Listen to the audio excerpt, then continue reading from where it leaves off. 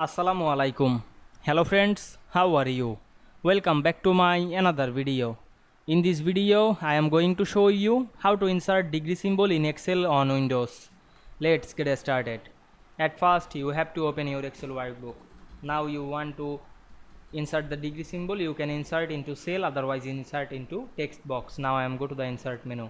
Select the text box option and draw a text box. Now we go back again the insert menu, select the equation option and select the font Arial black, then press enter, then select the subset Latin 1 supplement. Now we can see here many symbol. Now we can see here the degree symbol. Now I am insert, then click close, then select the symbol and go to the home menu, increase the font size. Now we can see we insert degree symbol in Excel windows very easily. I hope you enjoyed my video. Please like, comment, share and subscribe my channel. Thanks for watching.